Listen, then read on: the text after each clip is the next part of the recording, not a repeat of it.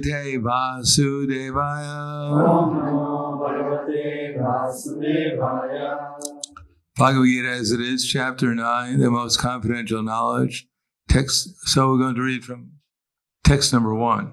And it's on the board there. Title of this class is Freedom from Envy. But we're going to read a verse from Bhagavad Gita because Krishna is the most expert at freeing us from envy. So thank you all for coming. We appreciate that even you have to go through the austerity of wearing a mask or something like that just to be here. I'm not wearing a mask because then you wouldn't recognize who I am. You might think someone's pretending who's giving the lecture.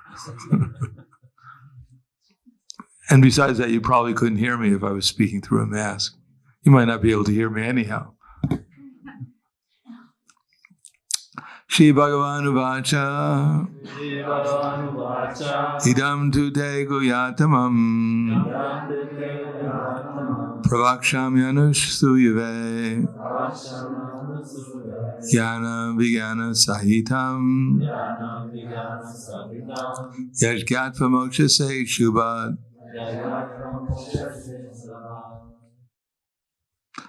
Shri Bhagavanu Vacha Idam tu te guyatamam Pravaksham Yanushsuyave Jnana Vijnana Sahitam Yajgatva Moksha Se Shubhat.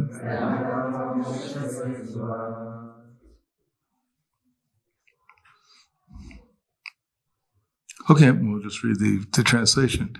Translation and purport by His Divine Grace, A.C. Bhaktivedanta Swami Srila Prabhupada. Supreme Personality of Godhead said, My dear Arjuna, because you are never envious of me, I shall impart to you this most confidential knowledge and realization, knowing which you shall be relieved of the miseries of material existence. So there's important things that just in the translation. One is that the qualification to receive the knowledge coming from Krishna is not to be envious of Krishna. Number 2, that the knowledge is not only theoretical, but it should be experienced. And number 3, if we experience this knowledge, then we'll become free from all our suffering and we'll become happy. So anyone who wants to become free from suffering and become happy, Krishna is offering this opportunity to hear from him. Well, first of all, how to become non-envious of Krishna, and then be able to hear from him, and so we can become free from our misery, all the sufferings that we're going through, and become happy. So if anyone wants to become happy, according to Krishna, this is the formula. When the first time Prabhupada came to Buffalo was in 1969, and there were a few devotees in the temple at that time, and the first question Prabhupada asked us, that was the temple I joined in, he asked us, do you want to become happy? And since no one had ever asked such a profound question before, no one knew the answer. So Prabhupada had asked the question again, do you want to become happy? And no one knew the answer, so no one guessed. And Prabhupada looked very concerned. And so he asked the third time, don't you want to become happy? And then one devotee guessed and said yes. And Prabhupada was relieved. He said, oh, that's very good. So everyone is trying to become happy, even if what we're doing is making us miserable. Still, some people, they can't differentiate between what's making them miserable and what happiness is. They enjoy their suffering. It's like sometimes someone gets sick and they're suffering, but they enjoy all the attention that's being paid to them. So they figure I might as well stay sick and everyone will love me and pay attention. As soon as I get well, then everyone's going to neglect me. So let me suffer and be happy. So Prabhupada writes in the purport, as the devotee hears more and more about the Supreme Lord, he becomes enlightened. This hearing process is recommended in the Srimad Bhagavatam. The messages of the Supreme Personality of Godhead are full of potencies, and these potencies can be realized if topics regarding the Supreme Godhead are discussed amongst devotees. This cannot be achieved by the association of mental speculators or academic scholars, for it is realized knowledge. The devotees are constantly engaged in the Supreme Lord's service. The Lord understands the mentality and sincerity of a particular living entity who is engaged in Krishna consciousness and gives them the intelligence to understand the science of Krishna in the association of devotees. Discussion of Krishna is very potent, and if a fortunate person has such association and tries to assimilate the knowledge, then he will surely make advancement towards spiritual realization. Lord Krishna, in order to encourage Arjuna to higher and higher elevation in his potent service, describes in this 9th chapter matters that more confidential than any he has already disclosed.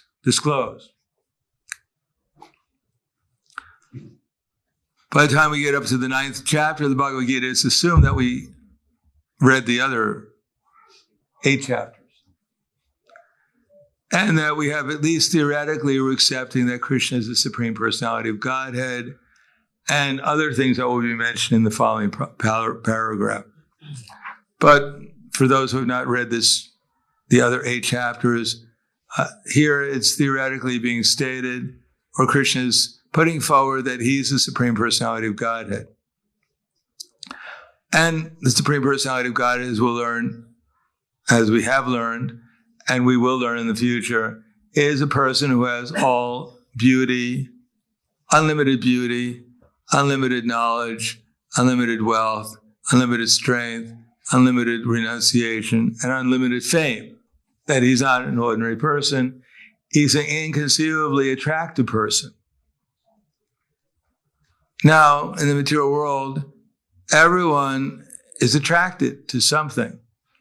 But along with that attraction, many times there comes kind of envy. It's a love-hate relationship. If someone is extremely beautiful, we become attracted to them, and we hope something happens to them so that they're not so beautiful anymore. Well, they'll get old like we are. They won't be so beautiful. They may be more beautiful than I am now, but in 20 years, I'll be more beautiful than them. If someone has some wealth, we become attracted to them, and we hope that they'll give us some of that wealth so that it's balanced out. And if someone has less wealth than we do, we also become attracted because we feel good that I'm wealthier than you are. Fold your hands and pay respects. And maybe I'll give you a little donation too. Like sometimes we meet people on the street and we say, oh, you're so intelligent. You know, when we're trying to sell them a book, you're so intelligent. You're the most intelligent person I met today. And you're so attractive. You're so, et cetera, et cetera. And they go, yes, it's all very true. At least one of my devotees has finally recognized me on the street. So now that you become a devotee, how can I benedict you? Because I'm very powerful, therefore I can give out benedictions. So please tell me what benediction you want. And as Prahladananda Swami said, well, please take this book, give up all your nonsense, and give a donation. In other words, everyone wants to feel good, and part of that feeling good means that they want to be recognized for being something special. And if someone can recognize them as something special, then they consider that this person also must be special because they recognize someone who's as special as I am.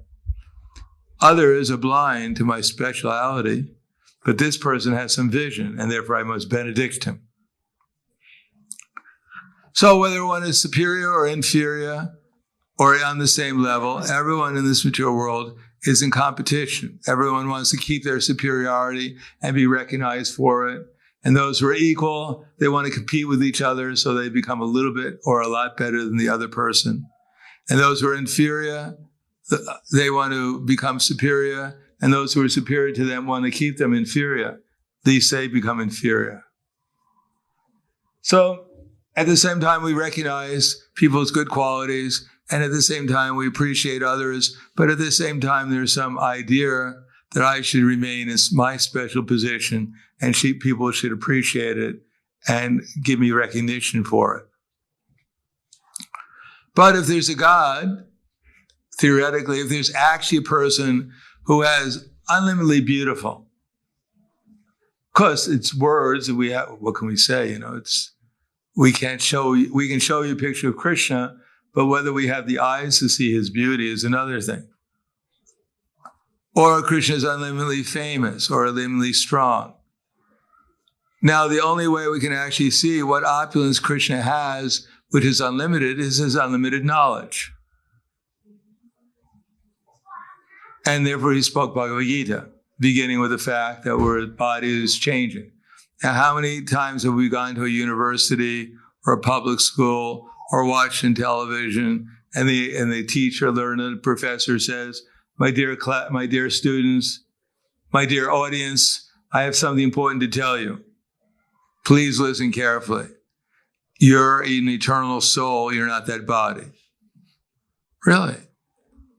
Yes, your body's changing, but you're not changing. You're the same person who had the baby body, who had the 15-year-old body, and has this body now. So you're eternal. So be happy. You're not going to die. This virus is not going to kill you.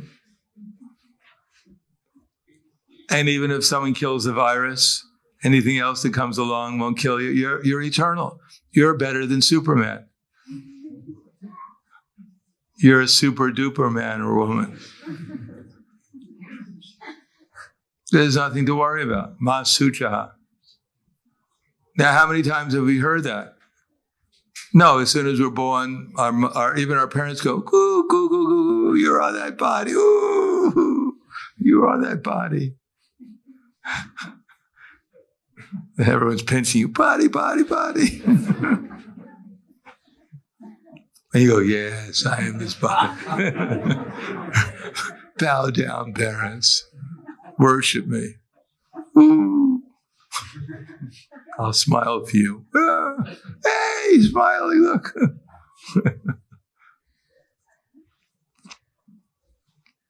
No, the whole so-called knowledge is being disseminated. There's literally hundreds of millions of books being written. There's so much every day. You can go on the internet, and every 15 minutes there's another news article about what's happening. So many movies, so many dramas, so many plays, and none of them tell you you're not your body. The most important thing, the most important information is non-existence in modern society, practically speaking. And if you go on the street and you tell someone, my dear sir, you're not their body, you're not your body, they'll get insulted. What do you mean I'm not my body? What are you calling me? You're a spirit soul. What are you telling me? I'm a ghost or something?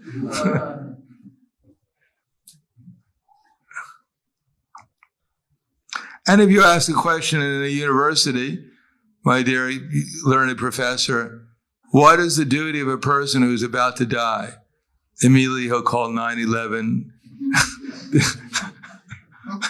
We have a terrorist in the class. He's threatening me. He asked me, what is my duty now that I'm about to die?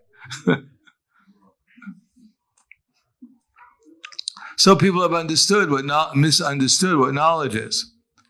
And if you tell people you shouldn't be envious, they say, why are you envious of me? They never think they're envious of anyone else. They think everyone's envious of them.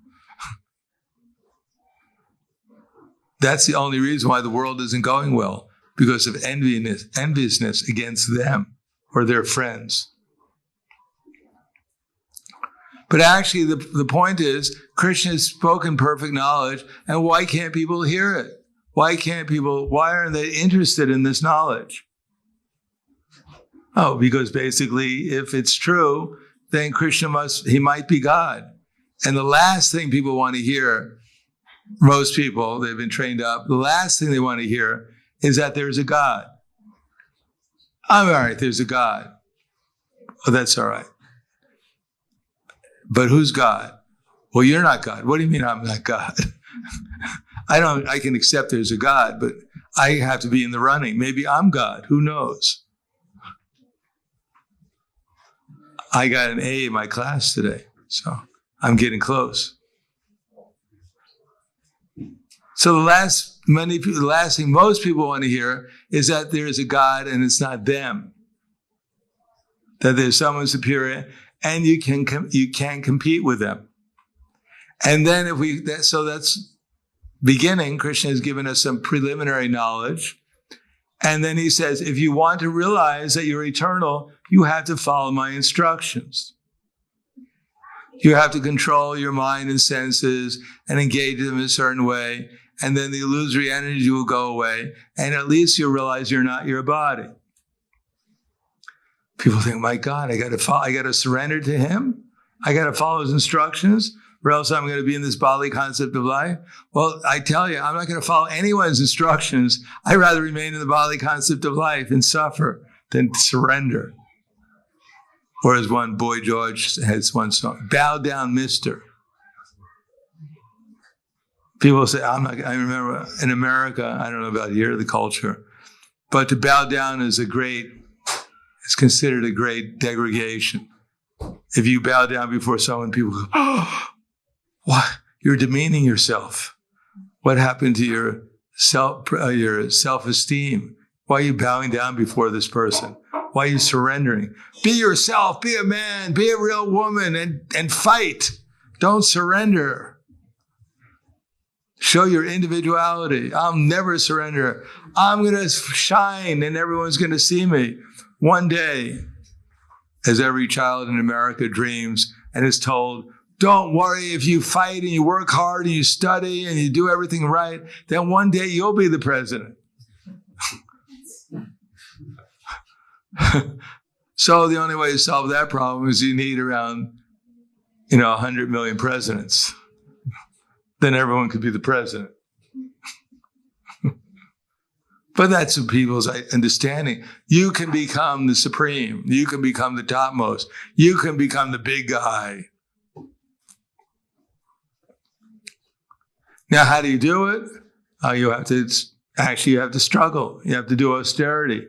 You have to go to school. You have to learn the rules. You got to surrender to the math teacher, to the physics teacher, to the chemistry teacher, to the French teacher. You got to surrender. They say jump, and the only question you ask is how high. And if you question them, then they just push you down. F minus. You're, oh, please, I'll surrender. No one will love me. So everyone surrendered. The question is who we're going to surrender to. So Krishna is saying you have to follow my rules if you want to realize you're eternal. And if you want to follow other rules, you may get something else. You'll get something else in the material world, but you won't get eternal life. And then people surrender. Even Hiranyakashipu, he surrendered. Hiranyakashipu was a big, big, powerful personality, known as a Sura. He wasn't very godly. And he surrendered to what Krishna said, austerity. He stood on the tip of his toes for 120 years of the demigods. He didn't eat. He didn't breathe. He didn't do anything. He just let the moths, the ants, and everyone else just eat his body away. And he surrendered. And believe me, he got some realizations. You could also get the same realizations if you go through the same process, because he had to enter into his bones and live there. His life heirs entered into his bones, and he was living in his bones. So believe me, he realized he wasn't his body, because he didn't have a body anymore. He did have a bunch of bones, but couldn't do much with them. So he got direct realization he's not this body, and he even preached it to his relatives. After his little baby brother, Hiranyaksha, was killed, he preached to his relatives, you're not your body, you're a spirit soul, you're eternal, Hiranyaksha is still existing, I don't know where, but we'll all join him soon, so don't lament. And they all became peaceful. Yes, Hiranyakashipu, he's a good scholar, he knows what he's talking about. And they became peaceful for a while. So that even Hiranyakashipu had to go through a process to realize he's not the body.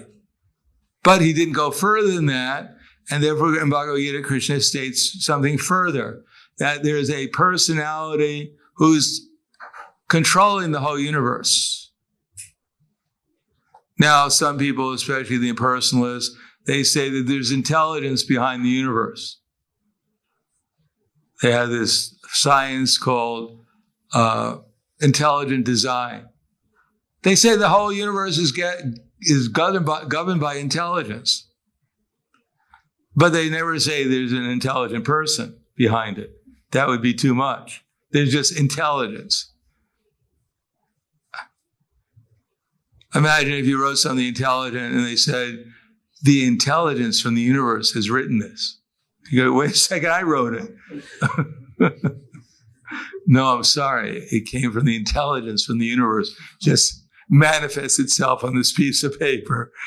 There's no person behind it. It was too intelligent.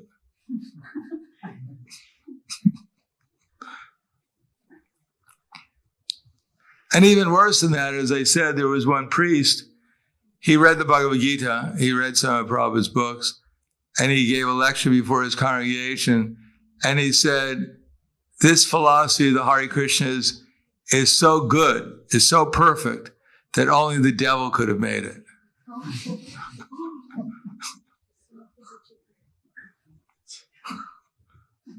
So this idea of this is intelligence. That's why the sun's coming up at a certain time. That's why it goes down at a certain time. That's why we're eating food. And without our conscious endeavor, it's being digested, assimilated, and parts of it are being eliminated. All going on without our conscious endeavor, all very, very intelligently. And the idea is, what is the conclusion of the impersonalist? Oh, it's all coming from the universal intelligence. It's not a person. A person has intelligence. No, not a person. It's the universal intelligence. So that's some recognition that there is intelligence governing the universe, but Bhagavad Gita teaches there's a person who's governing the universe. In the 15th chapter, Krishna will say, I'm moving the planets in their orbits. Now, if it's just the universal intelligence doing it, if the scientists or whoever figures that they've discovered the universal intelligence, well, why don't you ask the universal intelligence to, move one little sun over the Arctic, over the North Pole at least, and help out the Eskimos? If they already figured out where the universal intelligence came from and what it's doing, why don't they just ask the universal intelligence to do something practical, help out the Eskimos? Well, with all your intelligence, why don't you make a little sun? You have intelligence. Why don't you borrow a little universal intelligence and make a little tiny sun and just put it in an orbit around this room here? We can save so much money on electricity and heat during the winter. But they can't do that. They don't know where the intelligence is coming from. They don't know who created the sun. They don't know who's putting the planets in their orbit. They don't know how digestion is going on. They don't know how so many things are going on. But they just claim it's all some unknown intelligence. It's unknown, but it can be known, according to Bhagavad Gita, if we surrender to that intelligence, who's within our heart. Because after all, we're desiring, we want to know where we left our keys. We can't figure it out. And the only way of doing it is we become very humble. We start saying, where to go? Please tell me. I'll do anything. I'll surrender. They left it in the car. Oh, thank you. Thanks a lot. I'll see you later. So we have to think hard and we have to really consider, and we're praying, and then it doesn't come. Then suddenly it comes and we remember and we take all credit for it. And sometimes we're trying to forget something. We can't forget it. Oh, this is bothering. It's bothering. I can't forget it. We can't forget it. And then we're just praying, please, I want to forget it. And we want to forget it. And then we forget it. And then we think, what did I forget? I can't remember what I forgot. So we're not in control. Even our intelligence is being supplied to us. But Bhagavad Gita teaches us how we can recognize that Supreme Person if we're not envious of him. If we want to be the source of all intelligence, we say something important, something recognized, something appreciated, and we want to get the credit for it. And we don't want to give the credit to the person who's giving intelligence to all living entities. Then we'll never understand who's actually the source of our intelligence. And then sometimes we'll accept good intelligence, and then sometimes we'll accept bad intelligence because we don't know what the source of good intelligence is. And then beyond that, Krishna will explain about love and devotion. If we're envious of someone, materially envious, then there's no question of love. If we're competing against each other, who's going to become the best, who's going to become the greatest, rather who's going to become the best servant, how am I going to make you happier than you can make me happier, how I can serve you better than you can serve me. That kind of competition is very nice. But if the competition is, I'm going to be recognized, I'm going to be the controller, I'm going to be worshipped, I'm going to be this, I'm going to be that, then everyone else will look at it as simply a object of my worship.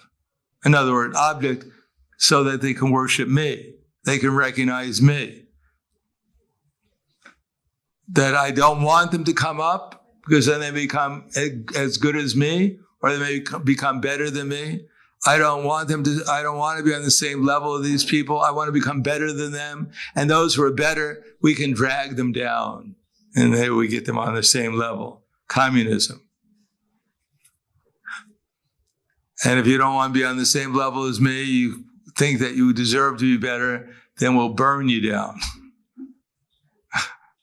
You got up wherever you are by some intelligence or some good luck of being born in a certain family. But we know better because we're more wise than you are. We know how to drag you down. That will make us happy. Drag you down to the same level of unhappiness and misery that we're in. That's our knowledge. So actually, love can only be there when we become non-envious. But if we love the Supreme Person, who's the source of everything, and see things properly, then we can actually appreciate people are on a higher level. And we can take help from them and instruction and example. People are actually on a higher level if we become non-envious. And for those who are on the same level as us, we could try to assist them even to become better than we are. Because the better they become, the more better we'll become. And for those who are lower, then we should try to help them become higher. Even if they surpass us, that's very good. Because then we'll learn from them how to become a better servant of Krishna. So the idea is that Krishna, he has his place eternally.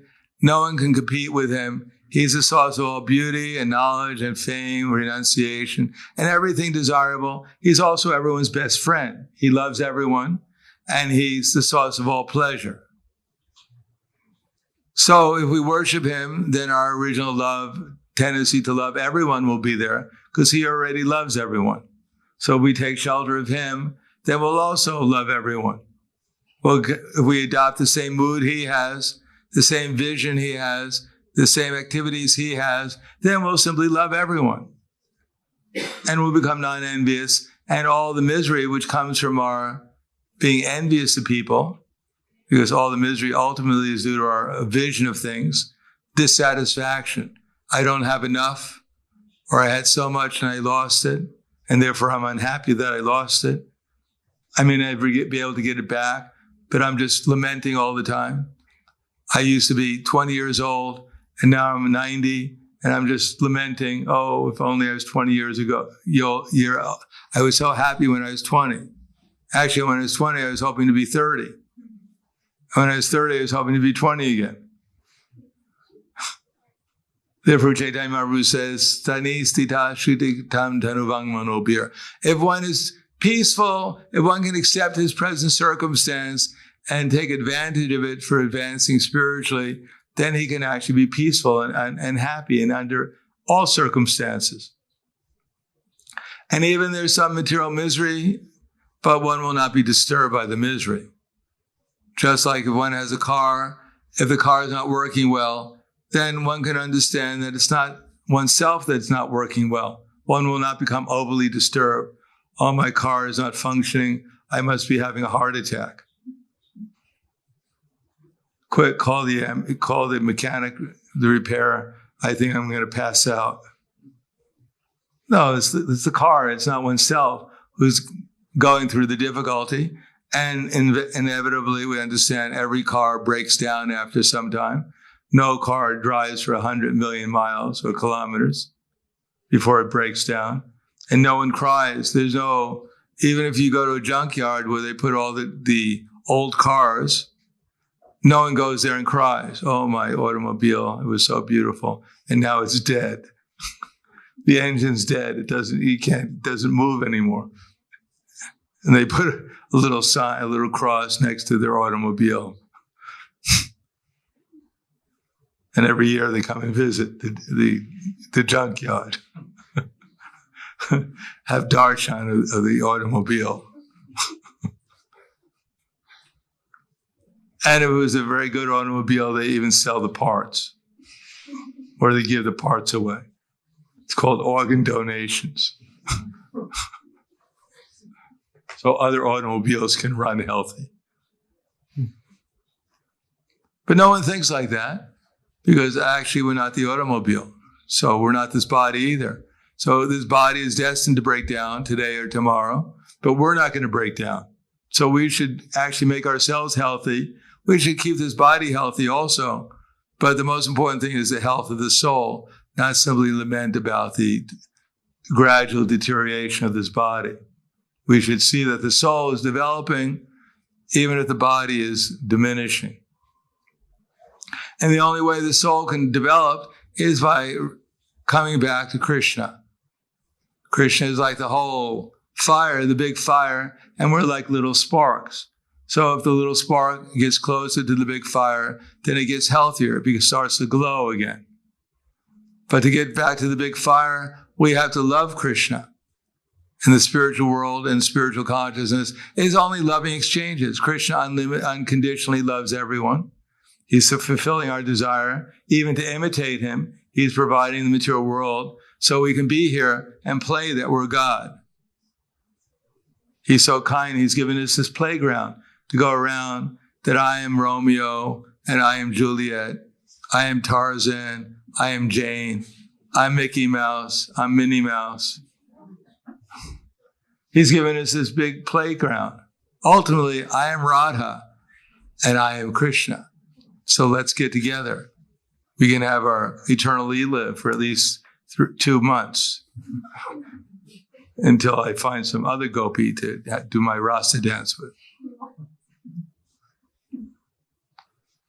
So everyone in the material world is a soul, and the soul will become healthy and happy if it gets closer to Krishna.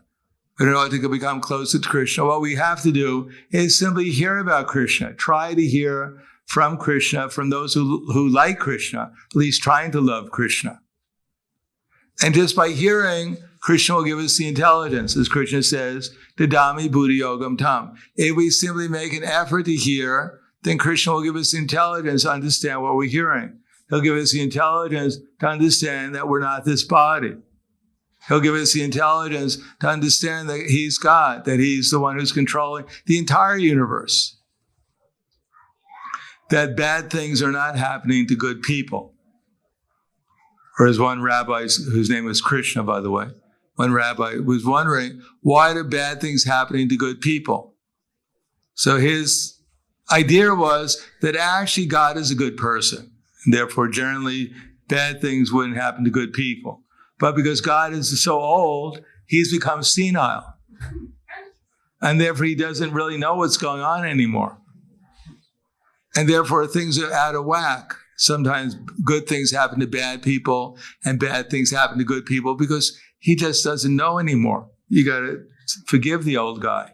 He's doing the best he can. He's trying to clutch the earth, but he already has Alzheimer's and his Parkinson and his hand is shaking. Oh. The younger angels are trying to convince him to retire. So in the future, things will go better. But he's a little stubborn, so we have to be a little patient.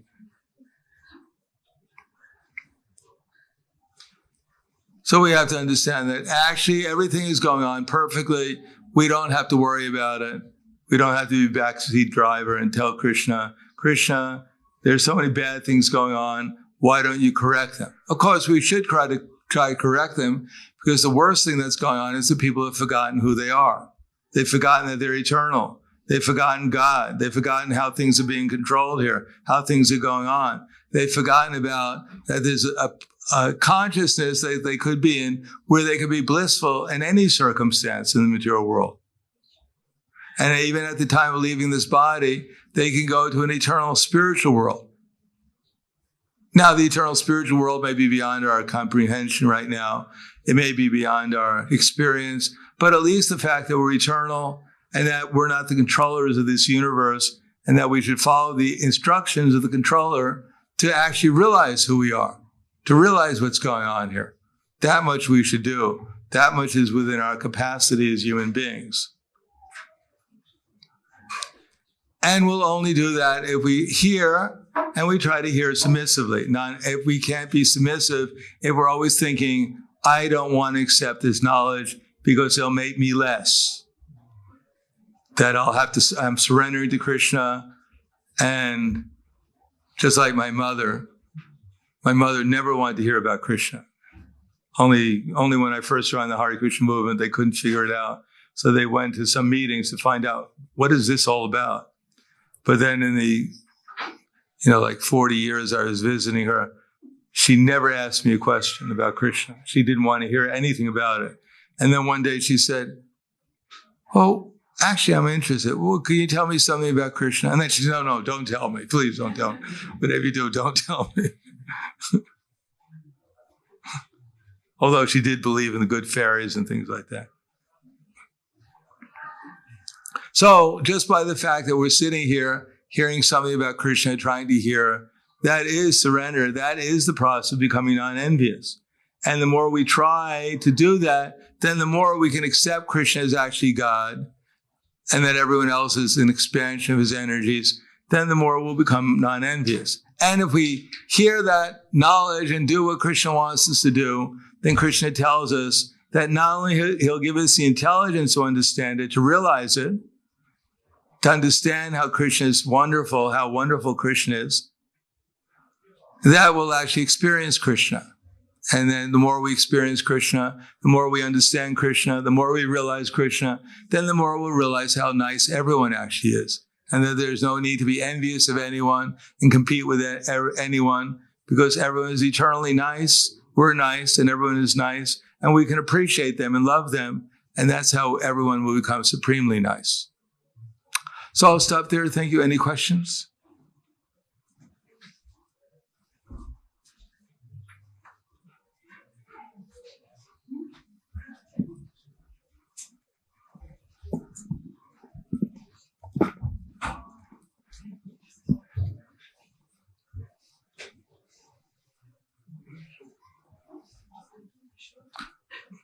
There's always a moment of silence when we ask questions. Yes. Okay. Thank you. Could I just please ask you for advice? How to get rid of the wish that everyone would love you? Well, get everyone to love you. The way of doing that is become a perfect servant of Krishna and work for everyone's benefit. And then most people who are sane will love you. And if the demons hate you, if the people who are against Krishna hate you, well, that's a very good sign. That means at least they're recognizing you. Otherwise, they'd never even notice you. Anything else? Thank you very much. Grandaraj Bhagavad Gita ki jai. Srila Prabhupada ki jai. Gaur Premanande.